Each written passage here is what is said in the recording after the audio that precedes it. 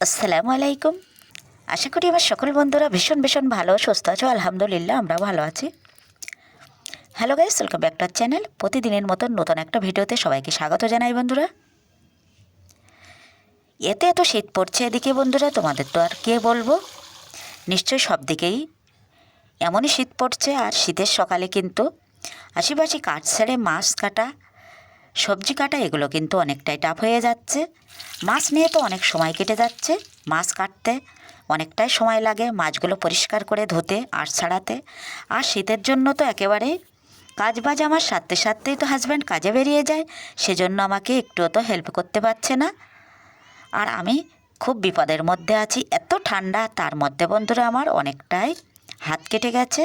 এই হাতের জন্য আজ এক সপ্তাহ আমি একেবারেই বাম হাত দিয়ে কোনো রকমে বাসনগুলো আর হাঁড়ি পাতিলগুলো বাম হাত দিয়ে একটু একটু করে কিন্তু পরিষ্কার করে নিচ্ছি। সেইভাবে একেবারেই পরিষ্কার হচ্ছে না। ভীষণ বড় একটা বিপদ হয়ে গেছে বন্ধুরা। শুধু হাত কাটা নয়, অনেকক্ষণ ধরে মাছের কাটা বেঁধেছিল, সে কাটা কিছুতেই বার করা যাচ্ছিল না। মাছ সমেত কিন্তু কাটাটা বেঁধেছিল। আর সেই বিপদের হাত থেকে কিন্তু আমি এখন একটু ভালো আছি, কিন্তু প্রচণ্ড ব্যথা। এত এত যে কষ্ট আমি পেয়েছি বন্ধুরা, এরকম আমার লাইফে হয়নি।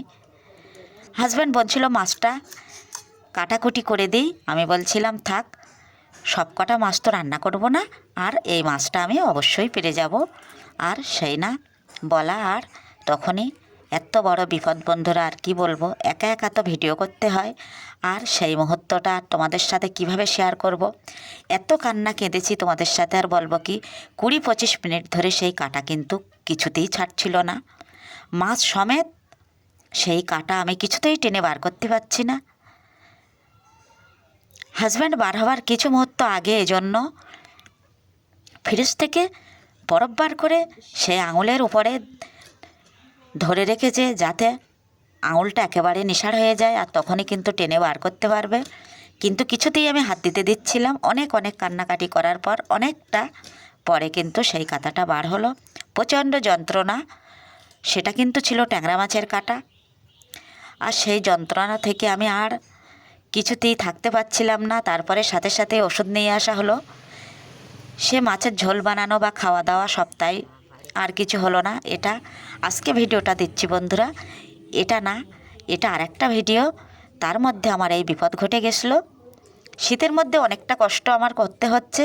সেই হাতটা নিয়ে আমি খুব খারাপ অবস্থায় আছি এখন।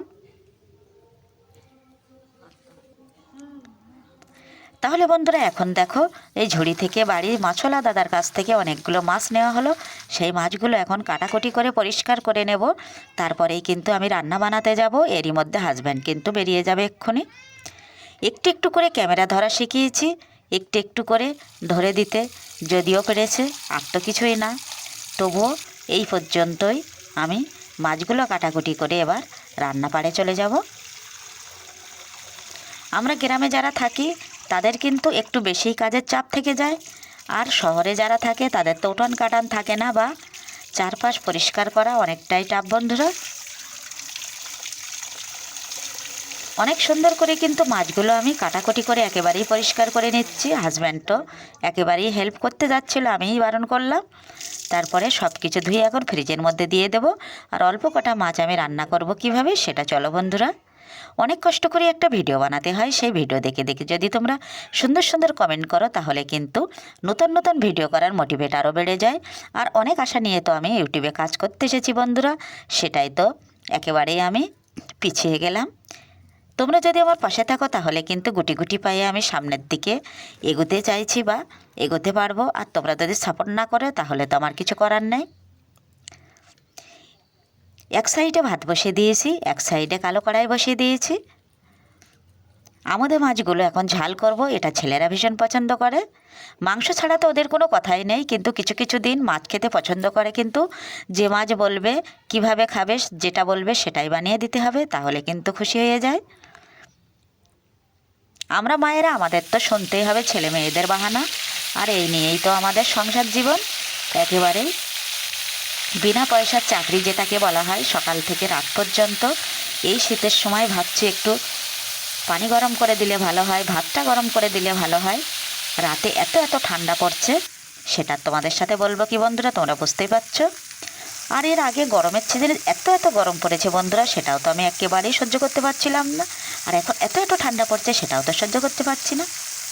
গাইস, সবাই কিন্তু একই রকম অবস্থা হচ্ছে। যারা একটু অসুস্থ তাদের কিন্তু কষ্টটা একটু বেশি হচ্ছে, যারা সুস্থ তাদেরও হচ্ছে। শীতের সময় পিঠাপুলি এত কিছুই দেখাতে পাচ্ছি না বন্ধুরা। একদিনই একটু নামমাত্রা করেছিলাম, একেবারেই যেন হাতটা কেটে গেল সেই সময়। আর তো কিছুই তোমাদের সাথে শেয়ার করতে পারছি না। বাবা বাড়িতে গিয়ে অনেক রকমের পিঠাপুলি খাওয়া হলো,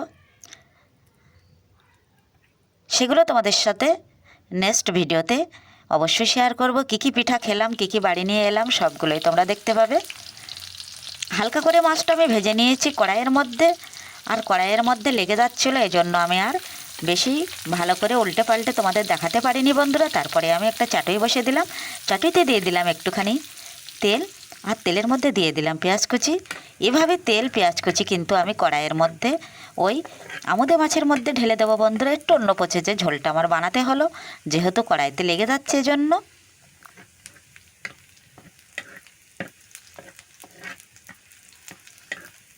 শীতের সময় যদি হাত কেটে যায় বন্ধুরা, আমাদের হাউসওয়াইফ আমরা যারা মায়েরা, তাদের কত বড় অসুবিধা বন্ধুরা, ভাবতে পারছো। একেবারেই যেন আমি যে কাজটা করতে যাচ্ছি সেটাই বাধা হয়ে দাঁড়াচ্ছে। আর বাম হাত দিয়ে কি কোনো কাজ করা যায় বলো? এত এত অসুবিধার মধ্যে আমি কয়েকদিন ভিডিও তো দিতে পারিনি বন্ধুরা। পেঁয়াজটা লাল লাল করে ভাজা হয়ে গেলে কিন্তু আমি একটু পাকা লঙ্কা দিয়ে দিয়েছি।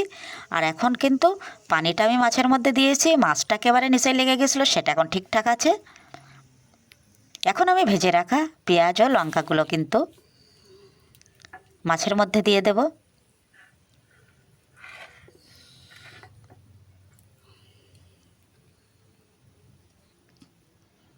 একটা ভাগই তোমাদের দেখাতে পারলাম বন্ধুরা। এভাবে ভিডিওটা আজকে শেষ করে দেব। নেক্সট ভিডিওতে অবশ্যই দেখা হবে বন্ধুরা। ততক্ষণে আমার সকল বন্ধুরা খুব ভালো সুস্থ থেকো। অনেক দোয়া ভালোবাসা আমি তোমাদের জন্য রেখে গেলাম।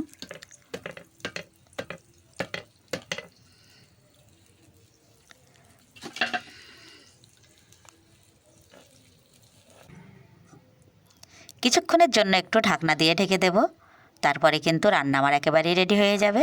যেসব বন্ধুরা আগে থেকে চ্যানেলটি সাবস্ক্রাইব করে গেছো তাদের কিন্তু অসংখ্য ধন্যবাদ। যেসব বন্ধুরা সাবস্ক্রাইব করোনি, প্লিজ সাবস্ক্রাইব করে চ্যানেলটি আমার পাশে থেকো বন্ধুরা।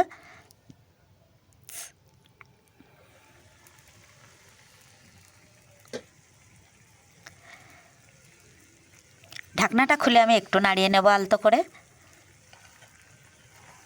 ধনেপাতা আর টমেটো দিলে একটু ভালোই হতো বন্ধুরা, সেটার ঘরেতে আজকে বাড়ন্ত, এজন্য অত দিতে পারলাম না।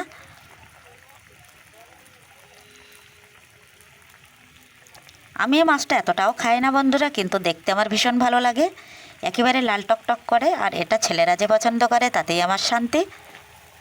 শেষবেলাতে আমি একটু পরিমাণ মতো হলুদের গুঁড়োও দিয়ে দিলাম।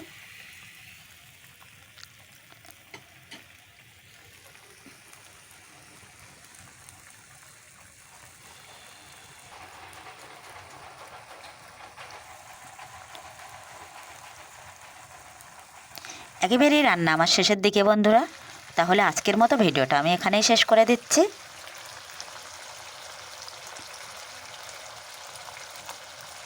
আমাদের মাছের ঝাল আর সামুদ্রিক যে কোনো মাছের কিন্তু তুলনা হয় না। সব মাছগুলোই কিন্তু অনেক টেস্ট হয়। আল্লাহ হাফেজ।